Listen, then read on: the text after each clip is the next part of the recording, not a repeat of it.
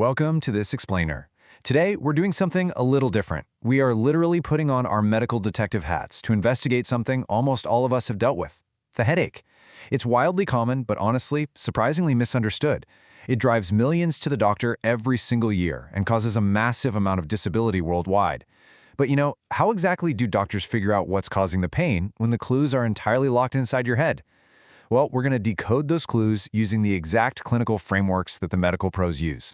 To do that, here is our roadmap for today. We'll cover the anatomy of a headache, primary versus secondary causes, red flags and culprits, the chronic headache trap, pressure and posture, and finally, wrap up with the primary care approach. All right, let's dive right in.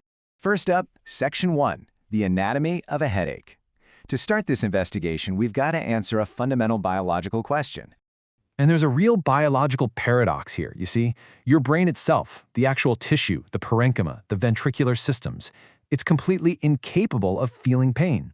Literally zero pain receptors there, no nociceptors at all. So if your brain itself can't ache, what on earth is actually hurting when your head is pounding?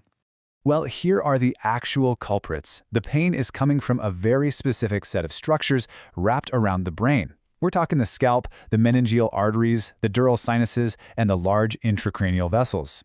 And the master wire connecting all of this? The trigeminal nerve. The peripheral terminals of this nerve wire up these vascular structures to create what neurologists call the trigeminal-vascular system. That's a bit of a mouthful, but basically, when these specific tissues get stretched or inflamed or just irritated, bam, that's exactly when you register that crushing, throbbing pain. Moving right along to Section 2. Primary versus secondary causes. This is essentially the first big fork in the road for our medical detectives. The clinical distinction here is absolutely crucial. According to the International Headache Society, a primary headache means the headache is the entire disorder. There's no outside threat, no infection. The pain pathways in your nervous system are just firing off inappropriately, causing major disability. Think of things like migraines or tension headaches. Now, a secondary headache, that's a totally different beast. That's a symptom caused by an exogenous underlying disorder. It's essentially your body's distress signal blaring that something else is wrong. When we actually look at the numbers, it's wild how common some of these are. Tension-type headaches, which are primary, affect a massive 69% of the population. But look at secondary headaches. Systemic infection sits right up there at 63%. That means something as simple as getting a cold, a fever, or a sinus bug frequently triggers a mild secondary headache. Super common, but rarely something to lose sleep over. But what about the ones that are a cause for concern? That brings us to Section 3, red flags and serious culprits, spotting the danger. Now, while life-threatening headaches are pretty rare, doctors absolutely have to stay vigilant. Clinicians use a very specific checklist of red flags to spot serious underlying issues. If someone comes in with an abrupt, lightning-fast onset, often described literally as the worst headache of my life, that is an immediate flashing red light. The same goes for a severe new headache that starts after age 55, or pain that's triggered just by bending over, lifting something, or coughing. That can actually point to structural masses. And what if you're vomiting before the headache even starts? Actually, that's highly characteristic of certain brain tumors in the posterior fossa. And of course, a fever combined with a stiff neck. Classic, unmistakable warning sign. Let's quickly look at 3 very specific sinister culprits that those red flags might point to. First, a subarachnoid hemorrhage, basically a ruptured aneurysm.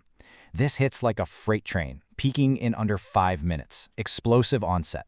Then there's temporal arteritis. This is an inflammatory disorder of the arteries, mostly seen in folks over 60. You have to treat this fast with glucocorticoids, because if you don't, half of untreated patients risk rapidly going permanently blind in both eyes. No joke. Finally, meningitis. That presents with severe acute pain, fever, and a stiff neck. These are the secondary headaches where doctors literally drop everything and intervene immediately. Okay, let's switch gears to Section 4, the chronic headache trap, the ultimate plot twist. This is arguably the most counterintuitive thing in headache medicine, and it happens when folks suffer from headaches 15 or more days a month. There is a profound medical irony at play here. It's known as medication overuse headache. Basically, you take pain-relieving meds to stop your frequent headaches, right? Makes perfect sense. But over time, taking these analgesics so often actually ruins the effectiveness of preventive medicines. It literally induces a state of refractory near-daily pain. The very pills you're taking to stop the headache are secretly trapping you in a daily cycle of misery. How crazy is that? So how do you escape the trap? Well, the patient literally has to detox. For outpatients, doctors might reduce the medication dose by about 10% every week or two, while keeping a really strict medication diary. For severe, inpatient cases, they just pull the plug, discontinue the meds entirely on day one. And I won't sugarcoat it, it's a brutal process. Patients go through real withdrawal and inevitable pain. So doctors help them out by managing the nausea medically and aggressively establishing a new, safer preventative treatment to break the cycle for good. All right, next up is Section 5, Pressure, Posture, and Leaks, the physics of pain. Because sometimes a headache isn't about inflammation or jumpy nerves, it's literally just about the physics of the cerebrospinal fluid, the CSF, sloshing around inside your head and spine. Notice how your posture essentially acts like a diagnostic light switch here. If a patient has low CSF volume, maybe from a spinal fluid leak after a lumbar puncture or even a spontaneous leak, they'll get an orthostatic headache, meaning the pain kicks in the second they sit or stand up and miraculously goes away within minutes of lying completely flat. On the flip side, raised CSF pressure behaves the exact opposite way. The headache is there when you wake up, gets way worse when you lie down, and actually starts to feel better as you stand up and go about your day. Gravity is literally controlling the pain. And take a look at this incredible piece of clinical evidence. This is an MRI with gadolinium contrast, showing a patient with a low CSF volume headache.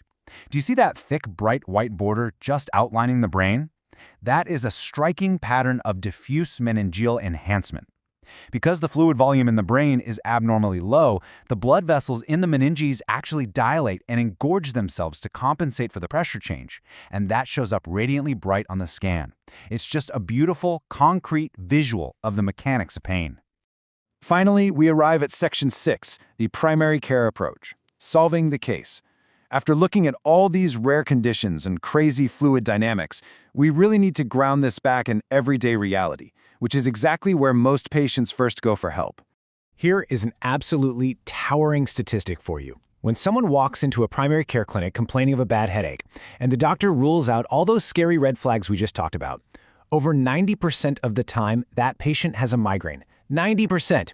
Migraine is a profound, complex brain disorder driven by cranial parasympathetic pathways, and it remains intensely common. So for your everyday primary care doc, absent any warning signs, migraine is overwhelmingly the prime suspect they're going to go after and treat.